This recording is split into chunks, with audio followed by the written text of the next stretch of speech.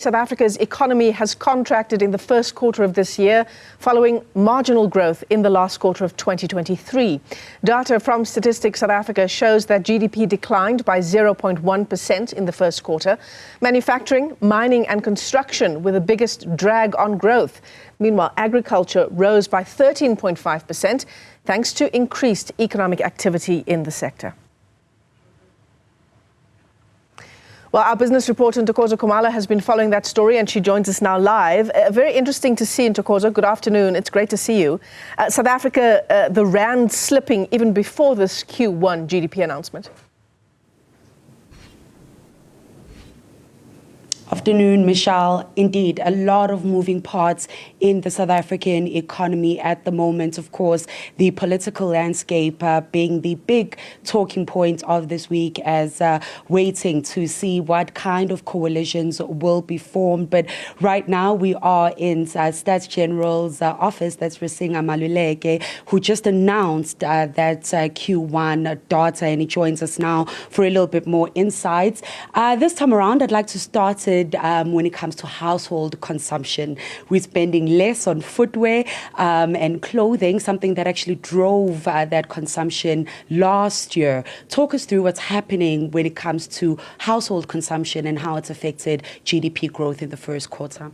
Ntokozo, let us look at the expenditure side of GDP first, which went or contracted by 0.2%. And then when we go into household consumption, we are saying that household consumption also went in the negative, 0.3%. And it was largely driven by clothing and footwear. If you look at clothing and footwear, their contribution to the negative 0.3% percent of the household consumption was negative 0.4 of a percentage point. And indeed, household consumption from the clothing and footwear side went in the negative 7%.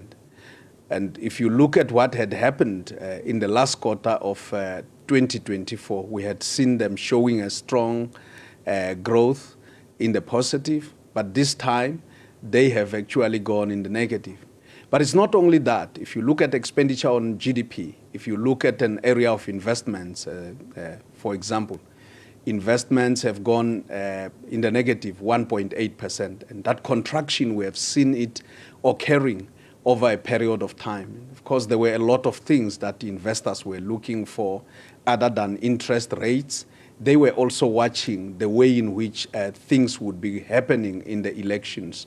And as they watch that, which is not our space, by the way, but in terms of withholding investments and watching that space has always been the way in which investors go speculative on the economy. And as you're talking about investments, we saw seemingly investors cutting down on spending on manufacturing equipment, with manufacturing being that biggest drag to GDP growth over the quarter.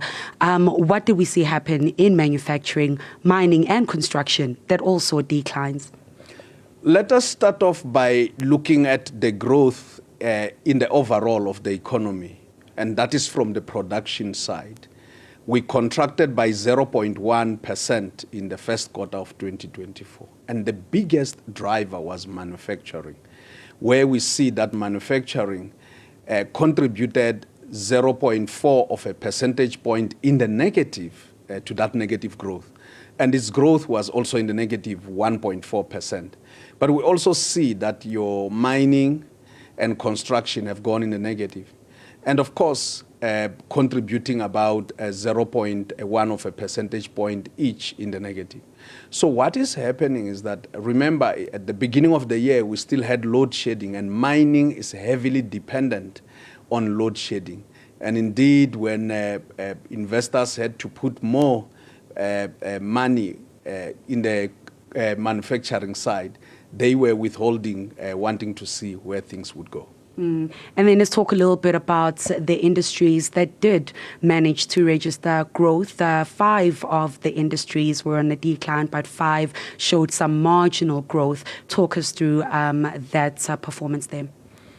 The Others contributed 0.1 of a percentage point, and most of them contributed 0. So they would not have offset the negative growth that we have seen in the first quarter of 2024. But particularly agriculture, which grew about 13.2%, and its contribution was 0.3 of a percentage point. But even then, with a strong drawback from manufacturing, agriculture stood no chance to offset the negative growth that we have seen. SG, thank you so much for those insights as always. And Michelle, that is the Statistician General Risinge Maluleke, just talking us through that data that was just released. The fourth quarter economy seeing a contraction, so risking really even that 1% growth that was forecast for 2024.